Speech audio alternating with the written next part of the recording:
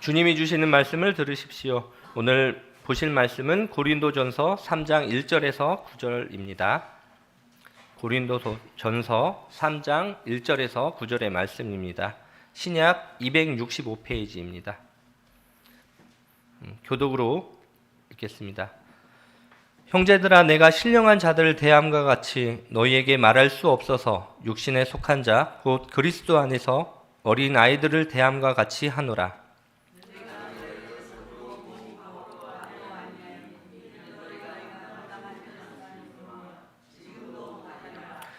너희는 아직도 육신에 속한 자로다. 너희 가운데 시기와 분쟁이 있으니 어찌 육신에 속하여 사람을 따라 행함이 아니리요.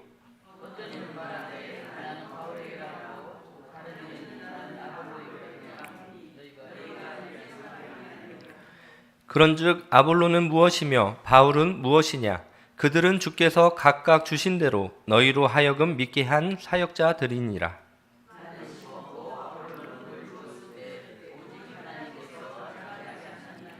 그런즉 심는 이나 물 주는 이는 아무것도 아니로되 오직 자라게 하시는 이는 하나님 뿐이니라.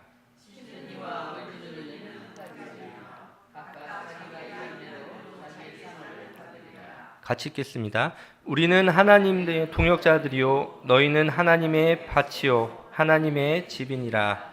아멘. 성숙한 성도라는 제목으로 김성희 목사님께서 설교해 주시겠습니다.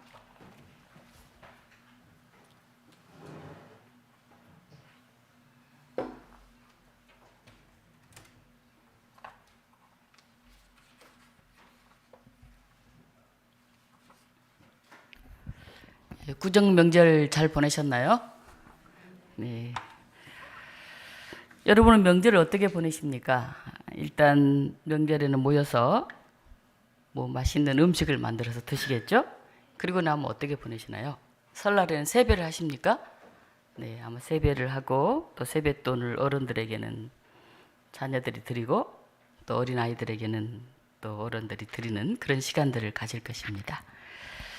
가족마다 식사 외에 가족 모임하는 방식이 다 있을 것 같아요.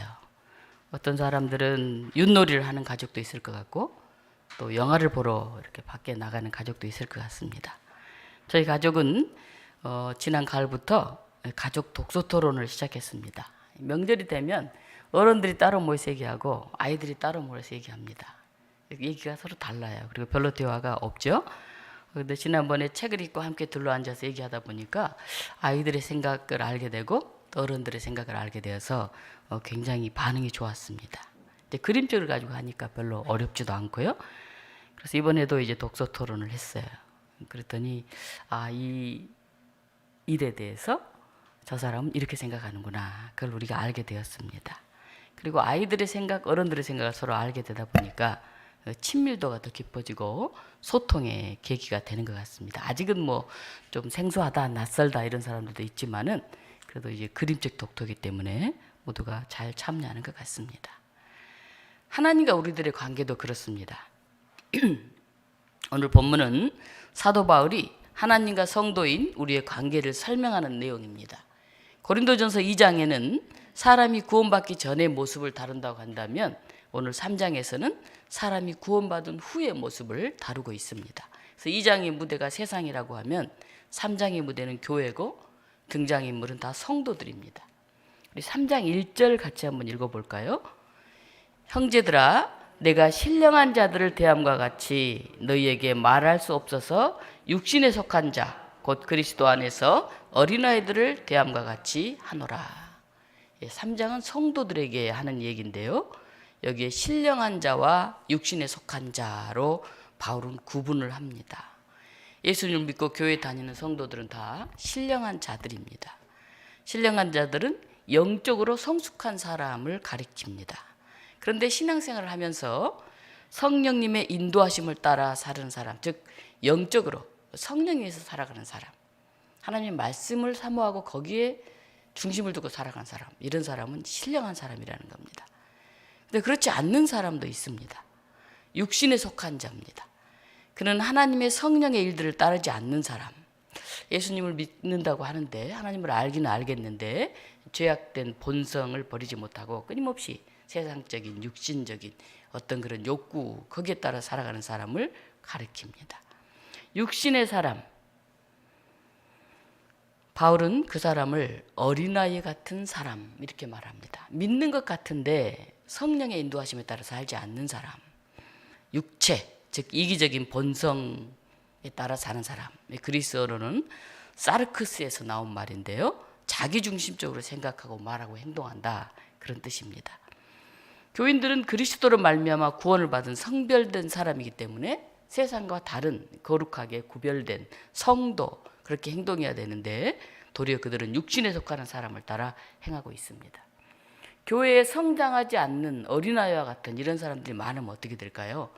성령에 따라 살지 않고 말씀에 따라 살지 않고 자기의 욕심, 자기의 아집, 자기의 이기심에 따라 살면 어떻게 될까요? 짐이 됩니다. 때로는 예수 그리스도의 대적이 됩니다. 그런 교회는 굉장히 심각해집니다. 우리가 성장하면 근육이 되는데요, 성장하지 않고 꽉 뭉쳐있으면 어떻게 됩니까? 암덩어리가 되기 쉽습니다. 그래서 어떤 교회는 한 500명 가까이 모였는데 교회에 굉장한 직분자라고 할 수 있는 그 암흑의 가족들이 꽉 이렇게 성장하지 않고 자기 주장, 자기 고집으로 모든 걸 다 주장해서 교회가 산산조각이 났어요. 지금 한 50명 정도 모였다 그러는데 여전히 그걸 벗어나지 못해요. 그러니까 다른 사람들이 거기에 머물 수가 없는 것입니다. 목회자들도 오면 떠나고 오면 떠나고 거기에 꽉 차 있는 그런 사람들이 있는 거죠. 성령은 계시는데 안 믿는 사람같이 사는 것, 육신의 사람인데요, 웨슬레는 이런 사람들을 almost 크리스찬, 거의 크리스찬, 믿기는 믿는데 완전한 크리스찬 아니고 거의 크리스찬, 다른 분은 명목뿐인 기독교인 이렇게 부릅니다. 이름뿐인 기독교인. 바울은 이런 사람들을 어린아이 같은 사람 이렇게 말하고 있습니다. 그들은 그리스도인이었지만 영적으로는 미숙한 기독교인이었어요. 교회 안에 이런 어린아이 같은 신앙인, 명목적인 신앙인, 거의 크리스찬 이런 사람들이 많이 있으면 굉장히 힘이 듭니다. 성숙한 신앙인이 많고 육신에 속한 어린아이 같은 사람이 적으면 괜찮아요. 근데 어린아이 같은 사람들이 많고 성숙한 사람이 적으면 어떻게 되겠습니까? 그 교회는 감당이 안 됩니다. 이런 것과 같죠. 어른 2명이 아이들 12명을 돌본다고 하면 어떻게 되겠어요? 얼마나 오래 가겠습니까? 매우 힘이 들 것입니다. 오늘 우리가 성숙한 성도로 자라나 있는가를 살펴봐야 됩니다. 아니면 거의 크리스찬, 성령에 따라 살지 않고 욕정에 따라 사는 그런 성도는 아닌지 우리를 돌아봐야 됩니다. 그럼 성숙한 성도들의 특징은 어떤 것일까요?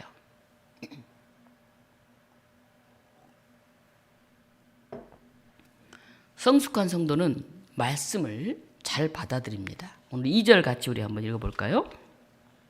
내가 너희를 젖으로 먹이고 밥으로 아니하였노니 이는 너희가 감당하지 못하였음이거니와 지금도 못하리라. 예. 어떤 사람이 젖을 먹습니까? 아이들이 젖을 먹죠. 그리고 이제 우유를 먹죠. 그리고 젖을 떼죠. 젖에는 영양분이 풍부하더라도 사람이 그것만 먹고 살 수 없죠. 밥은 정상적이고 지속적인 그런 음식이라고 한다면 우유는 한시적이고 임시적인 그런 음식이죠. 젖은 쉽게 소화되고 받아들이기 쉬운 그런 일차원적인 음식인 반면에 이것은 초보적인 신앙, 아직은 연약한 미성숙한 신앙을 가리킵니다. 그래서 알아듣기 쉽고 마음이 편하고 그냥 뭔가 이렇게 힘이 나고 축복하는 그런 이야기만 해달라고 그럽니다. 근데 이제 좀 더 부담스러운 얘기, 하나님의 교회를 정성으로 섬겨라, 시간적 물질적인 헌신을 해라, 교회에 책임 있는 그런 사람이 되어라, 이런 얘기를 하면 굉장히 부담스러워합니다. 설교도 좀 어렵고 딱딱하고 좀 부담스러운 말씀은 들어야 하는데 그걸 듣기 힘들어합니다. 밥은 어떻습니까? 계속 씹어야, 음미해야 맛이 나고 소화가 잘 되잖아요. 어떤 사람 한번 밥을 먹으면 최소한 30번에서 50번 씹어라. 그래야 충분히 소화가 된다. 그런 얘기를 합니다. 저도 밥을 너무 빨리 먹는 이런 습관이 들어있어가지고 잘 안 거쳐져요. 큰 교회 부목사 할 때 대신만 가면 하루에 한 10가정을 돌아요. 말이 10가정이지 차 타고 가는 시간도 있잖아요. 뭐 잠깐 앉아 30분 예배 드리고 막 호닥닥닥 간식 먹고 또 뛰고 이렇게 하는 게 몸에 배어가지고 굉장히 빨리 다니고 빨리 먹어요. 근데 그게 습관이 되니까 참 쉽지 않더라고요.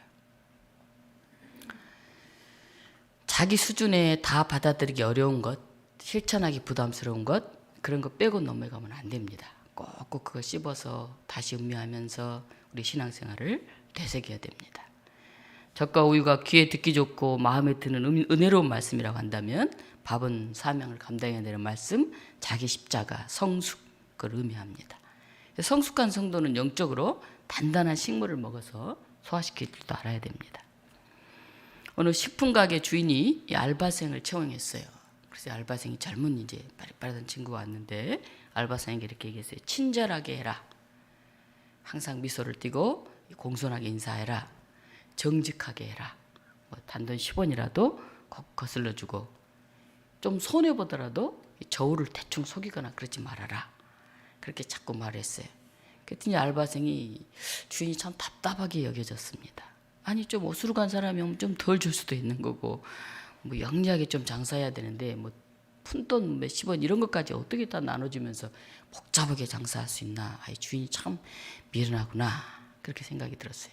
여기서 오래 못하겠는데 에이씨 이런 마음이 들어서 그냥 상추 한 근 주세요. 그러면 한 근 반을 푹 퍼주고요. 토마토 만 하나 주세요. 그러면 한 두세 개를 탁 얹어서 주고요. 막 뭐든지 막 팍팍 자기 거 아니라고 막 얹어서 줬습니다. 에이 이렇게 하면 안 되겠지. 가게가 망하겠지. 어떻게 됐을까요? 가게가 엄청 잘 됐어요. 사람들이 거기 가면 막 팍팍 더 준다. 다른 데보다 근도 좋고 뭐 그렇다고 막 사람 너무 몰려들어가지고 가게가 오히려 부흥했다고 합니다. 제가 영천시장에 한번 생선을 사러 가서 생선을 샀는데요. 잘 골랐어요. 저희 어머님이 생선 보는 눈은 도사거든요. 잘 골라서 딱 놔뒀는데 집에 와서 보니까 다른 거예요. 산 게 아니라 한 마리는 딱 놓고 밑에서 다른 마리 딱 바꿔놓은 거예요. 크기가 워낙 작아요. 굉장히 기분이 나쁘고 화가 나더라고요. 그 뒤로부터 그 집을 갈까요? 안 갈까요? 안 가죠. 지나가면 항상 이렇게 쳐다보게 돼요. 야, 저렇게 불량한 사람들이 있나. 퍼주는 자는 못 이깁니다. 나눠주고 인심 쓰지 않고 시기와 질투로 싸우면요, 그 망하게 돼 있습니다. 교회 나온 지 얼마 되지 않는 성도들에겐요, 사랑으로 섬기고 돌봐야 됩니다. 영적으로 아직 어린아이 같기 때문에 그래요. 교회에서 봉사하거나 책임있는 일을 맡기지 않아요. 근데 교회 나온 지 2, 3년 돼서 세례를 받고 집사가 되었는데도 교회에서 무엇인가를 계속 받기만 하려고 하면 그 성도는 자라지 못한 갓난아이 같은 사람이에요. 성숙한 성도가 되면 이제 회개하라는 말씀도, 십자가를 지라는 말씀도, 또 사회에서 자기의 평화를 위해서 일하는 그런 그리스도인으로 살라는 말씀도 잘 받아들여요. 강의를 듣는 학생의 태도를 보면 그 사람의 성품과 성적을 금방 알 수 있다고 그래요. 딱 보면 보통 공부 열심히 하려는 앞자리에 딱 앉아요. 근데 빨리 끝나면 대충 하고 나가려는 사람은 저 뒷자리에 앉습니다. 학교 다닐 때 보면. 성도의 건전함과 건강은 그가 말씀을 듣는 태도를 보면 금방 알 수 있다. 그런 얘기를 합니다. 로마서 10장 17절에는 믿음은 들음에서 나며 들음은 그리스도의 말씀으로 말미암았느니라. 이 말씀을 듣고 받아들이고 믿으면 거기서 이제 성장을 한다는 거죠. 성숙한 믿음, 위대한 믿음은 이 말씀을 잘 듣는 태도로부터 시작이 됩니다. 하나님의 말씀을 자기 기분이나 자기 감정으로 판단하지 않고 마음의 문을 열고 들은 말씀대로 순종하고 실천하다 보면 어느덧 성장해 있는 자신의 모습을 보게 됩니다. 신앙생활이나 인생에서는 십자가 없는 부활은 없어요. 고난 없는 영광도 없습니다. 우리가 예수님의 영광이나 부활에 참여하려면 예수님의 죽으심과 그 과정을 본받아야 됩니다. 내 십자가, 내 책임, 내 자리, 그걸 기꺼이 지켜내면서 우리가 말씀에 순종할 때 젖 대신 밥을 먹는 성숙한 신앙인이 될 것입니다. 두 번째는 성숙한 성도는 서로를 인정하고 존중합니다. 우리 3장 3절 같이 한번 읽어볼까요? 너희는 아직도 육신에 속한 자로다.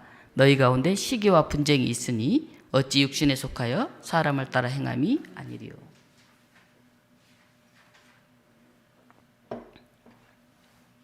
어느 교회나 갈등이 있어요.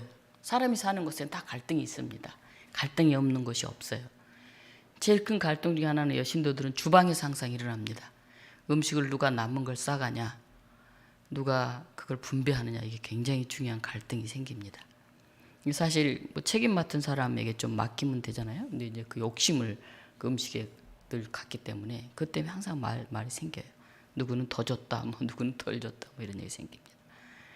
또 이제 남성들 같은 경우는 이제 누가 교회에서 그래도 좀 직분이 있다거나 뭐 장로라든지 어떤 위원장이라든지 이런 역할들을 누가 담당하느냐, 이게 관심이 굉장히 많아요.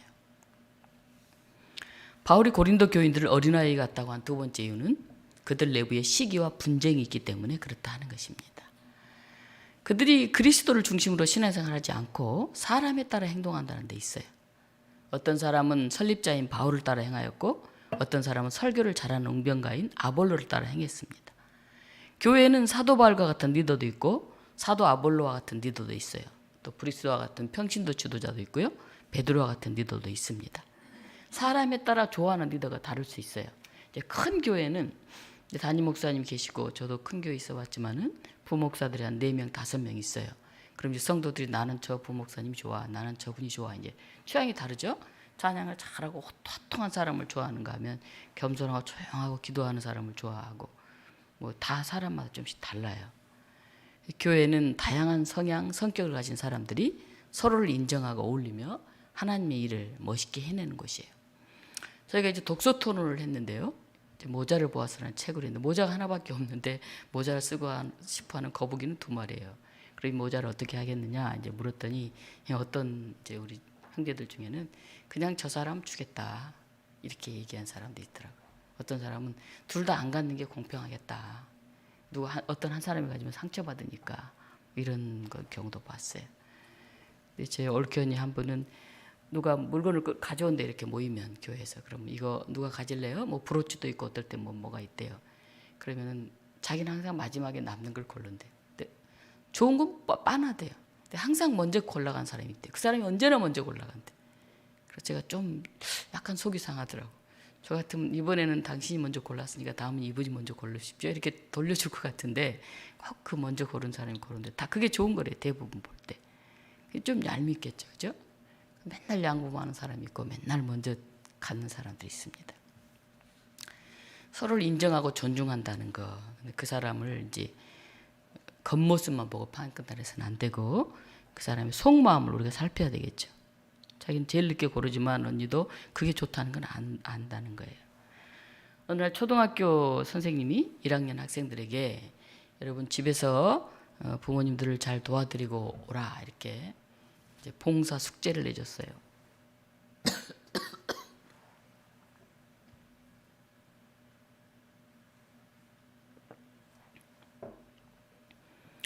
그리고 이제 학생들이 학교에 왔을 때 선생님이 물었어요. 집에서 무엇을 도와주었나요, 여러분은? 그랬더니 학생들이 이제 차례대로 대답들을 했습니다. 저는요 그릇을 닦았어요. 저는요 개에게 밥을 주었어요. 저는요 이부자리를 깔았어요. 초등학교 1학년이니까 뭘 얼마나 잘하겠어요? 저는요 아버지 구두를 닦았는데요 잘못 닦아가지고요 아버지가 다시 닦았어요. 그래도 잘했다고 칭찬했어요. 근데 조인이란 어린이는 아무 말도 하지 않고 조용히 가만히 있는 거예요. 선생님이 이제 가만히 지켜보다가 조인이는 어떤 일을 했니? 그랬더니 잠시 머뭇거리더니 이렇게 말했어요. 저는요 조용히 밖에 나가 있었어요. 이렇게 말하는 거예요. 그때 애들이 와 하고 웃었어요. 선생님 한 번 더 물었어요. 그래? 왜 밖에 나갔는데? 어른들이 워낙 하시는 일들이 많아서 제가 있으면 방해가 되지 않기 위해서 저는 밖에 나가 있었어요. 이렇게 대답을 했어요. 사람마다 일하는 방식이 굉장히 다릅니다. 그래서 우리가 내 방식으로만 생각하지 않고 타인을 이해하고 받아들일 수 있을 때 그 공동체가 아름다운 공동체가 됩니다. 제가 독서토론하는데 가만히 보니까 어떤 사람은 형제 중에 말을 거의 안 해요. 가만히 보니까 생각이 너무 많아 머릿속에. 그래서 저 사람이 지금 생각이 굉장히 많구나, 복잡하구나, 이런 이제 분위기를 느낄 수가 있었어요. 느껴지잖아요. 관심 있게 이렇게 지켜보면 보이잖아요. 바울은 신앙이 성숙하지 않는 교우들을 어린아이 같다 그렇게 말했는데 어린아이 같은 특징 중에 하나는 낯가림이죠. 자기들이 좋아하는 사람, 익숙한 사람은 잘 어울리는데 낯선 사람을 보면 울고 보채죠. 마찬가지로 어린아이 같은 성도는 자신에게 잘해준 거나 취향이 비슷한 사람들하고만 어울려요. 그리고 그들은 그 사람을 왜 나에게 보내주셨는지 하는 그 하나님을 의식하지 못해요. 그래서 그 사람만 봐요. 그 사람 이면에 있는 그것을 보지를 못합니다.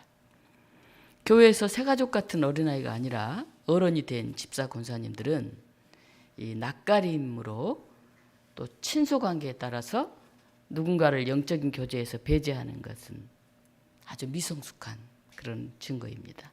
교회 가면 다 그룹이 있어요. 그룹. 친한 사람과 다 얘기하고 싶죠. 같이 그냥 앉아있고 싶고. 그런 성숙한 사람들은 새가족 옆에 앉아서 성경책을 찾아준다든지 또 새가족 옆에 앉아서 같이 식사합시다 이렇게 얘기한다든지 그런 사람들이 성숙한 사람이에요. 또 우리 교회는 성숙한 사람들이 많았으면 좋겠어요. 그냥 편한 대로 쉬운 대로 이렇게 앉지 않고 낯가림할 것 같은 그런 어린아이들을 배려하는 그런 모습이 우리에게 있었으면 좋겠습니다. 우리 시대의 참된 성숙은 자기와 다른 신앙의 유형을 받아들일 수 있느냐 하는 거예요. 교회도 뭐 순복음교회 다니다 온 큰 기도하는 사람이 있는가 하면 말씀을 사모하면서 경건하게 이렇게 기도하는 그런 사람들이 있어요. 우리가 역할의 다양성들을 존중하고 인정하면서 서로 용납하고 받아들이려고 노력하다 보면 어느덧 내가 부쑥 성장해 있는 모습을 보게 됩니다. 닐레 경주가 있잖아요. 고대 그리스의 고린도에서 시작되었는데 지금처럼 4명이 한 팀이 돼서 달렸습니다. 다른 점이 있다면 이 바톤이 나무 막대기가 아니라 봉화라는 점이 봉화 불이 붙어 있어요. 그러니까 빨리만 달린다고 승리하는 게 아니에요. 이 봉화의 불이 꺼지지 않아야 돼요. 근데 언제 이제 불이 많이 꺼지냐면 다음 주자에게 넘겨줄 때 이제 받을 때 땅에 떨어뜨리거나 뭐 어떻게 잘못하거나 불이 꺼져요. 그러니까 달리는 사람과 받는 사람이 서로 이 속도를 잘 맞춰서 그걸 잘 받아야 돼요. 호흡이 잘 맞아야 돼요. 그래야 봉화를 받고 달려갈 수가 있어요. 잘 달린다고 너무 빨리 뛰면 안 돼요. 앞에 사람이 너무 빨리 뛰면 쫓아온 사람이 못 잡잖아요. 내가 힘이 좋아도 그렇지 못한 사람과 발을 맞춰야 됩니다. 상대가 느리면 천천히 가서 횃불을 넘겨주고 상대가 빨리 나오면 나도 힘을 더 내서 빨리 나가 바톤을 받아야 연결이 됩니다. 유대인들은 자기 민족만 사랑하는 하나님을 독점했어요. 예수님 이것을 무너뜨렸죠. 과부와 세리와 창녀, 더 나아가서 이방인까지 세상 모든 사람을 위해서 십자가를 지셨죠. 제자들에게도 너희 민족만이 아니라 땅끝까지 이 복음을 전하라. 그런 말씀을 유언처럼 남기셨죠. 그런데 우리 민족만이 구원받은 사람들이라 하는 선민의식으로 폭력을 행사한다면 그건 큰 죄가 됩니다. 믿는 사람도 열려 있어야지 사람들을 등급화하고 차별하고 사람들에 대해 배타적이 되면 안 됩니다. 오늘 본문에서 또 한 가지 주의 깊게 보아야 할 게 있는데요. 바울은 고린도 교회 분파의 문제를 지도자의 문제로만 여기지 않아요. 성도의 신앙 성숙의 문제로 보고 있어요. 분파가 갈라지는 거, 뭐 바울파, 게바, 베드로파, 아볼로파 이렇게 갈라지는 거. 그거는 그 지도자에게도 문제가 있지만은 그보다 신자들이 얼마나 건실하게 성숙되어 있느냐에 달려 있다는 거예요. 강북에 있는 뭐 큰 교회가 한 500명 모이는 교회가 그 신천지가 들어가서 교회가 나눠졌어요. 거기에서 뭐 방송도 장악하고 한 열심히 5년, 7년 이렇게 일해가지고 그룹을 뚱뚱 만들면서 이제 교회가 이제 분열이 됐어요. 그런 경우를 많이 보잖아요. 통일교나 하나님의 교회나 신천지 등 이단이 교회 안에 침투되어 오죠. 근데 성숙한 교인들이 있으면 어찌할 수가 없어요. 그러니까 작은 교회는 이제 낯선 사람들이 오면 굉장히 긴장을 한다고 그래요. 동해에 있는 제가 아는 목사님 교회도 한 20명 모인 작은 교회인데 좀 이상한 이단이 와가지고 굉장히 예를 먹었다고 그래요. 아마 우리 교회는 아무리 흔들어도 별로 넘어갈 사람이 없을 것 같아요. 제가 제일 먼저 와서 신천지 뭐 교육부터 이렇게 실시했던 그런 기억이 납니다. 마지막 세 번째, 성숙한 사람은 하나님을 바라보는 사람입니다. 우리 3장 7절 같이 한번 읽어보겠습니다. 그런즉 심는 이나 물 주는 이는 아무것도 아니로되 오직 자라게 하시는 이는 하나님뿐이니라. 이 말씀을 읽을 때마다 우리가 되새겨야 돼요. 심는 이, 물 주는 이 다 중요하지만 결국은 하나님이 자라게 하셨다 하는 거죠. 고린도 교회는 바울, 아볼로, 베드로 위대한 지도자 그들 중심으로 분열되어 있다는 소식을 듣죠. 그럼 어떡하겠어요? 바울이 자신이 세운 고린도 교회가 이렇게 분열되어 있다고 그러면 속상하지 않겠어요? 자신이 애써서 세례도 주고 그렇게 교회를 성장시켰는데 뭐 웅변 좀 설교 좀 잘한다고 아볼로를 따르고 뭐 예루살렘의 위대한 사람이라고 베드로를 따르고 한다면 야 나는 이렇게 했었다, 나는 이렇게 헌신했다고 자기의 정당성을 막 옹호하지 않겠습니까? 심지어는 아볼로가 설교는 좀 잘할지 모르지만 그 사람의 헌신도나 그 교회를 세운 역할이 어떻게 나하고 비교할 수 있겠냐 이렇게 막 얘기하지 않겠습니까? 베드로는 예루살렘에 있는 지도자인데 왜 거기까지 끌어다가 얘기하냐 이렇게 얘기하지 않겠습니까? 근데 자신을 옹호하거나 다른 사도를 공격하는 방법으로 파벌 문제를 해결하지 않았어요. 단지 하나님을 중심으로 생각하면서 행동하는 그런 성숙한 자세를 일깨웠어요. 피아노 있잖아요. 어떤 사람이 피아노를 쫙 쳐요. 그럼 그 연주를 들으면서 어떤 사람은 야 연주 참 잘한다 생각합니다. 그런데 이제 어떤 사람은 야 저 곡 참 아름답다 하면서 그 피아노 치는 사람 너머에 있는 그 곡을 작곡한 사람을 생각합니다. 멋진 건축물을 보면 이 집 누가 살까 이렇게 생각한 사람이 있는가 하면 누가 이 건축했지, 누가 설계했지? 이야 대단한데, 아름다운데, 이렇게 그 설계한 사람을 보는 사람이 있어요. 자연 만물의 아름다움과 신비를 보면서도 그 속에 살아계신 하나님을 보는 사람이 있습니다. 설교 말씀을 들으면서도 목회자 배후에서 말씀하시는 창조주 하나님을 의식하는 그런 사람이 있어요. 이런 사람들이 성장하게 됩니다. 다윗은 자신을 저주하는 시므이를 만났어요. 이제 왕이 될 사람인데 자기를 저주해요. 다윗은 시므이를 보지 않고 그 뒤에 역사하실 하나님을 생각했어요. 아니 왜 제가 나를 저주하지? 이게 무슨 의미가, 하나님은 무슨 의미가 있지? 생각했습니다. 그래, 하나님이 저 시므이를 통해서 나에게 무슨 교훈을 주시는 건 없을까? 스루의 아들 아비새는 너무 화가 나가지고 당장 칼로 쳐 죽입시다. 그렇게 말합니다. 그러자 다윗이 이렇게 말했습니다. 한번 띄워줄래요? 사무엘하 16장 10절로 12절 말씀입니다. 같이 한번 읽어볼까요? 왕이 이르되 수루아의 아들들아 내가 너희와 무슨 상관이 있느냐? 그가 저주하는 것은 여호와께서 그에게 다윗을 저주하라 하심이니 내가 어찌 그리하였느냐? 할 자가 누구겠느냐? 또 다윗이 아비새와 모든 신하들에게 이르되 베놈에게서 내 몸에서 난 아들도 내 생명을 헤아려 하거든 하물며 이 베냐민 사람이라. 여호와께서 그를 명령하신 것이니 그가 저주하게 버려더라. 혹시 여호와께서 나의 온통함을 감찰하시느니 오늘 그 때문에 여호와께서 선으로 내게 갚아 주시리라. 오타가 좀 났네요. 여호와께서 내 몸에서 난 아들도 내 생명을 헤아려 했는데 그렇잖아요. 다윗의 아들들이 다윗을 죽이려 했잖아요. 하물며 이 베냐민 사람이 그렇지 않겠느냐. 여호와께서 그에게 명령하신 것이니 그를 저주하게 버려두라. 그렇게 말합니다. 다윗이 시므이의 저주를 듣고도 참으로 이렇게 말한 여유가 어디서 나왔을까요? 시므이의 배후에 있는 하나님을 의식했어요. 당장 눈앞의 것만 보지 않고 이 시므이를 통해서 하나님이 나에게 어떤 깨달음을 주실까 이걸 생각했습니다. 이게 성숙한 사람들의 특징입니다. 하나님을 중심으로 사는 사람이 많은 교회가 성장을 합니다. 어떤 일에 근육이 생기려면 어떡합니까? 그거를 습관적으로 하는 어떤 루틴 같은 게 있어야 돼요. 날마다 먹는 것도 정상적으로 때를 맞춰서 이렇게 잘 먹어야 사람이 건강하게 성장하잖아요. 우리가 주일을 소홀히 하고 하나님께 드리기를 소홀히 하고 또 성도들과 함께 교제하기를 소홀히 한다면 그 공동체는 성장하기가 어렵습니다. 교회는 성숙한 그런 신자들의 정성과 노력을 통해서 자라나기 때문입니다. 우리 삶에는 크고 작은 두려움이 늘 찾아옵니다. 그런데 이 두려움은 마인드 컨트롤을 통해서 심리학적으로 그렇게 이겨내는 게 아니에요.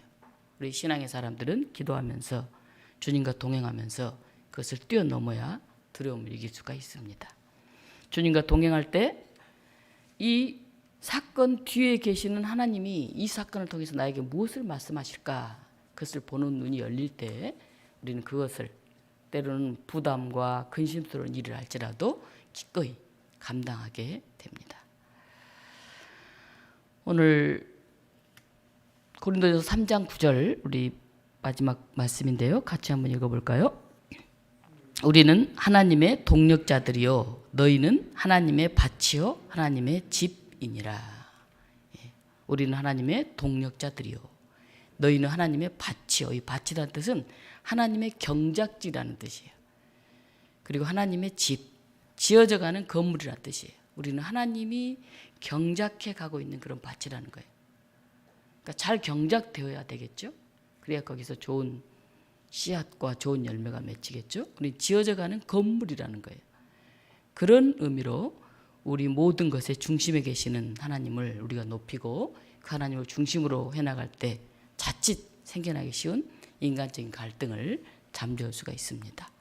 우리 사랑하는 독립교회 여러분, 교회는 각기 다른 사람이 모인 것을 잊지 맙시다. 우리가 조금 낫다고 조금 잘났다고 독불장군이 되지 맙시다. 우리는 모두 하나님의 동력자들임을 기억하면서 좀 느린 사람은 기다려주고 빠르게 나서는 사람은 천천히 갈 수 있도록 그렇게 우리가 이 봉화의 연결선들을 잘 이어나갑시다. 함께 기도하겠습니다. 사랑의 하나님, 우리가 성숙한 성도들이 되게 하여 주시옵소서. 자라기를 멈추면 우리가 근육이 아닌 암덩어리처럼 작용할 수 있는 무서운 그런 사람들이 된다는 것을 깨닫게 하셔서 끊임없이 하나님 앞에 성장하게 하시고 하나님과 함께 일하는 동력자들로 세워지게 하여 주시옵소서. 예수 그리스도 이름으로 기도하옵나이다. 아멘.